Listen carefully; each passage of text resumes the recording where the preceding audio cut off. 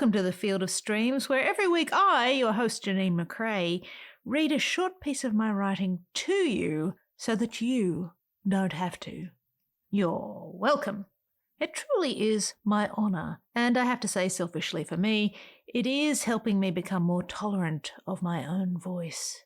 That's quite an achievement. But that's enough of that. Let's talk drafts, and draft horses, and first drafts. Now, why were you thinking about first drafts in the first place, Janine? Well, because I have decided to buckle down and attempt to write a book. And to do that, I will need a first draft.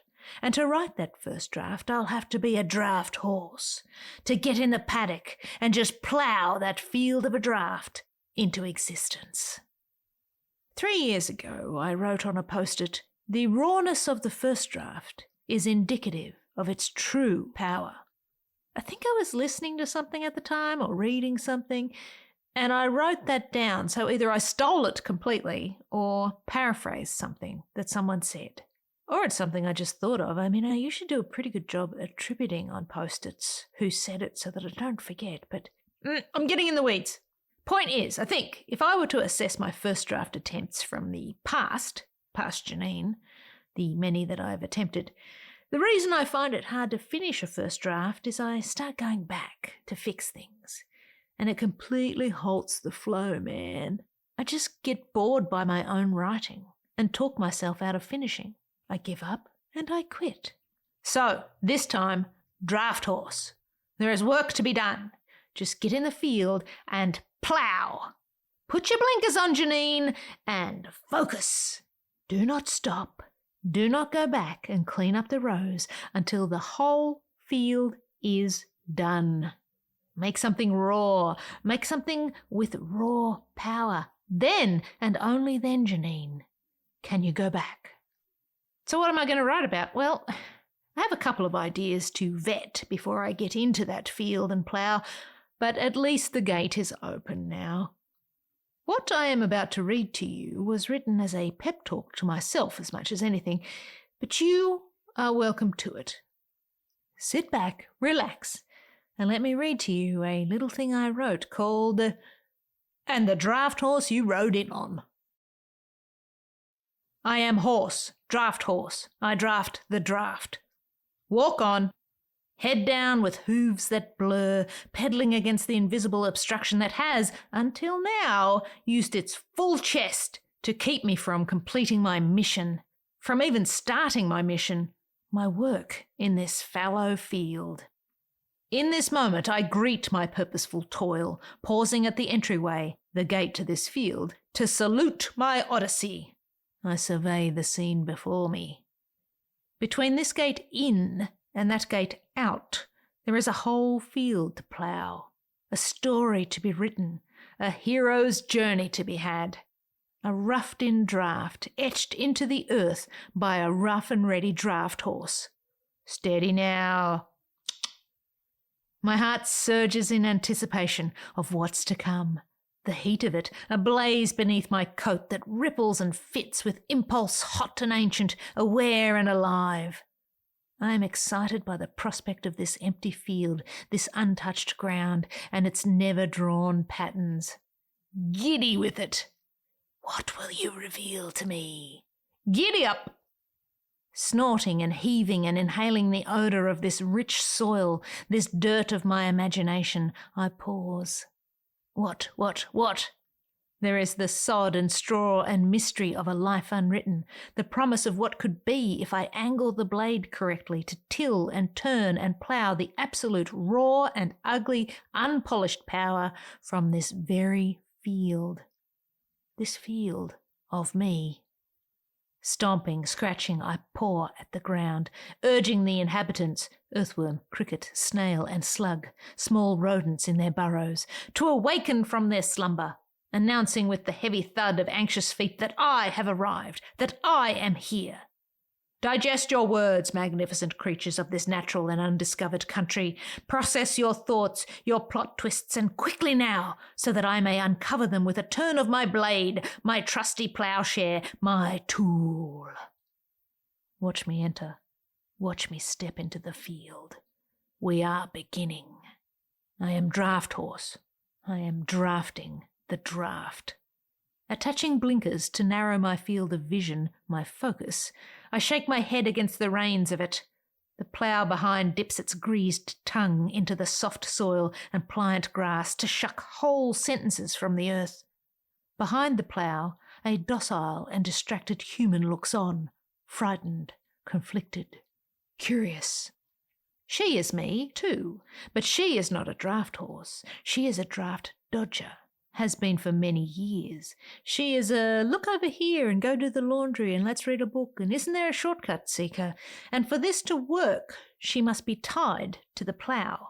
She must be pulled along with us, with me, her draft horse.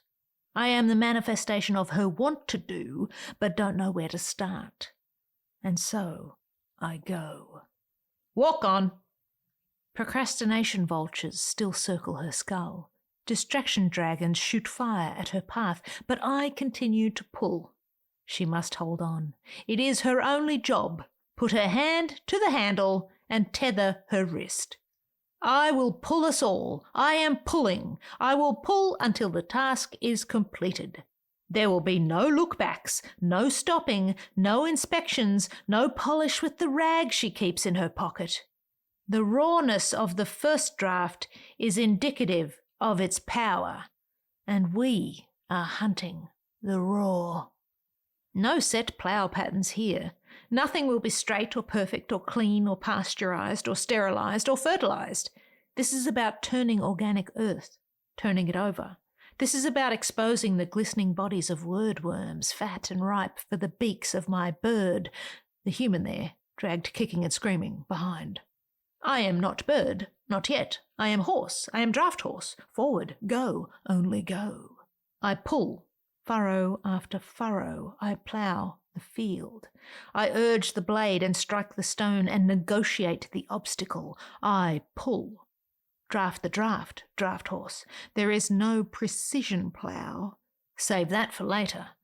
Turn the crust and reveal the filth and mess and grime and dust, and let's will the very guts of it, the contents of its characters, into existence. Work the land, shape it steady and firm into a form of undetermined size and scope with rows yet to be counted. First that draft into the field of finished with determination and grit. The roughness of the row is indicative of its potential. There is hunger here, a rich flavour to be savoured in the edit, but not yet. There can be no counting until the field is ploughed. There can be no fixing until we've broken all the ground, until we've made the disaster, revealed the raw, the great grand mess of it. I am horse, draft horse. As I continue in my labour, the words I unearth seem confused and vulnerable, roused from their dormant comfort with a sense of rude urgency. Revealed, exposed, naked. The harness digs into my shoulders as I pull the components of my revelation, the plough, the plot, the story, and all the characters in their confused reverie, to the surface to meet. I hear the chatter of them behind me, but I do not look back. I cannot look over this field until the entire surface has been turned over and the bones and blood and flesh of it revealed. Do not look back. I am horse, draft horse. I pull. I do not leave the field until the field is finished. This is the soil of chapter and sentence and structure and done. These are the drabbles and fragments of useless things that rise to the surface only to be buried again in the edit. Later, later, later. I am a force field. I am forcing the field to yield. I cut and slice, row by row, word by word. Roots and rocks and ancient minerals with their dirty secrets lay grubby fingers to the metal, tinging and surging and mugging and protesting my progress. Seeking attention to halt the show, they talk of bodies buried and murder and treasure and jewels, but only if I stop drafting and start looking, only if I stop and look and go back and make the crooked straight, and hey, why not quit this start altogether? Now, before the drafting's done.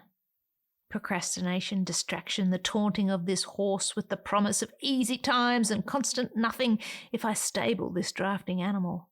Put it back in the barn. Go do something else.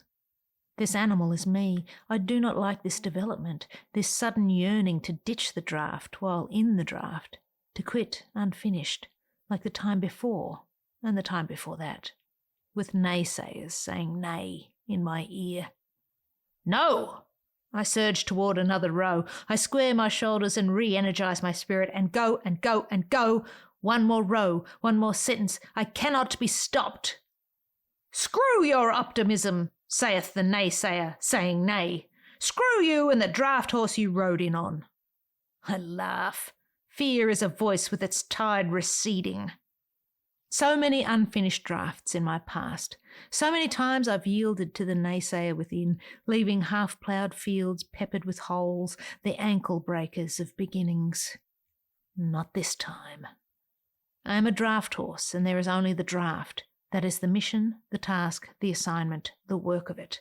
I will plough some kind of magic from this fertile mush, tickling minerals and sediments and soaks, planting wild Irish bulbs to burst forth in the spring of my success, finding beauty amongst the ugliness, exposing soil secrets and secretions.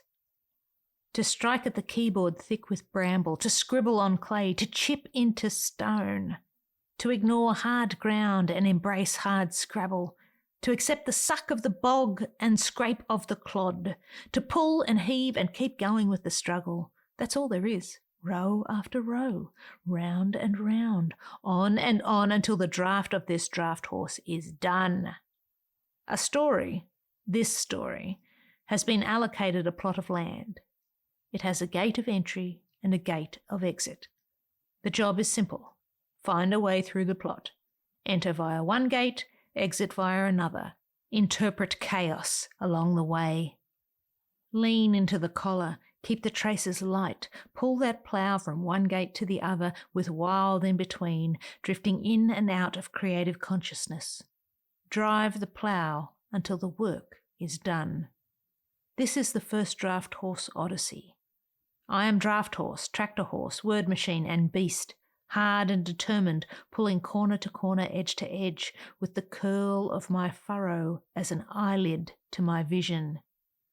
The vision gets clearer the more I plough. They say, never use a cow in your neighbour's field as a marker reference. Plough talk with double meaning. I draft the draft. This draft is my draft. I do not look to the fields of others. I do not compare progress. I do not use their success as an excuse to quit, nor use it as a stick to beat myself with. I pick a point in my fresh and private field and pull my word count toward it this day, another day, and all the days till done. The roughness of the ploughed field, the rawness of the earth, the bits and bobs and exposed bodies and wriggling worms and ugly half-dead thoughts, the sheer, untreated, untouched, unfertilized crudeness of it, is indicative of its richness. The rawness of the first draft is indicative of its power. Without a first, there can be no second. So pull, draft horse. Pull.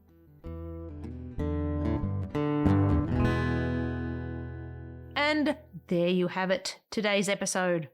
I share these missives as a way of showing my creative process, and by doing that, perhaps inspire creative folk to get out there and make something of their own.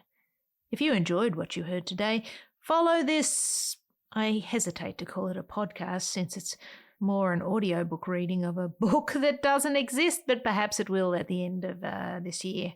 Who knows? The Book of Janine. Sorry, rambling. Subscribe is the basic message that I'm putting out there so that you never miss an episode. And now, I leave you with this. Love what you love, and I'll see you out there making stuff.